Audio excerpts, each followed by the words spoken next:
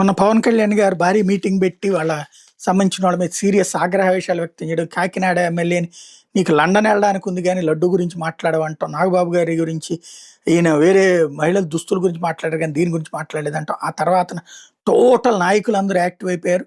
విపరీతమైన స్థాయిలో వైసీపీ మీద విరుచుకుపడుతున్నారు. అదే సందర్భంలో ప్రభుత్వం అద్భుతం అని చెప్తున్నారు. నాగబాబు గారు రోజుకు ఒక్కొక్క వీడియో రిలీజ్ చేస్తున్నారు. మొన్న కల్తీ లడ్డు మీదన, ఇవాళ తాజాగా వచ్చేటప్పటికి కులాలను గురించి మాట్లాడుకొచ్చారు.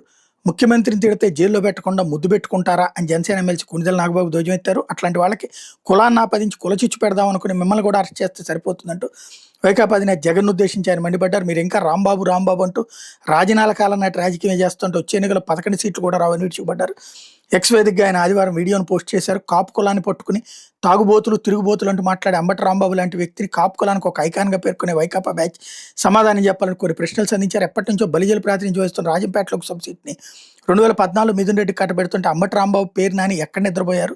2024 ఎన్నికల్లో ప్రకాశం, నెల్లూరు, కడప, చిత్తూరు, కర్నూలు, అనంతపురం జిల్లాలో 15 నుండి 20% కాపు బలిజ సామాజిక వర్గం ఉన్న ఒక్క లోక్సభ టికెట్ వాళ్ళకి ఇవ్వకున్నా జగన్ని ఎందుకు ప్రశ్నించలేదు? కాపు నేస్తం లాంటి పథకాలకు వైఎస్ఆర్ పేరు పెట్టినప్పుడు వైకాపాలోని కాపు నాయకులు ఎక్కడున్నారు? జగనన్న మీ నాయనకు మా కులానికి ఏంటి సంబంధం అని ఎందుకు అడగలేదు?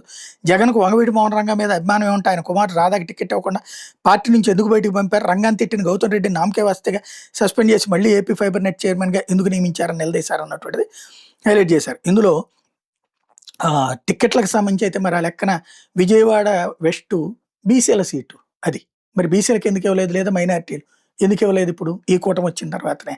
అదే సందర్భంలో కాపులు దానికే లెక్కేసుకుంటే కనుక గుంటూరులో కాపులు ఎక్కువ కదా, మరి కాపులకి ఎందుకు టికెట్ ఇవ్వట్లేదు? ఎప్పుడైనా సరే కృష్ణా జిల్లాలో కూడా కాపులు ఎక్కువ అని చెప్తున్నాం కదా, మరి ఎందుకు టికెట్ ఇవ్వట్లేదు? కమ్ సామాజిక వర్గం టికెట్లు ఎందుకు తీసుకుంటుంది?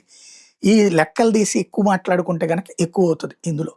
సరే, కాపులు అయితే ఖచ్చితంగా 80% మంది పవన్ కళ్యాణ్ ఓన్ చేసుకుంటున్నారు కాబట్టి నో డౌట్ అందులో. కాకపోతే లెక్కలు విప్పి మాట్లాడితే కనుక చాలా తేడాలు వస్తాయి అన్నమాట.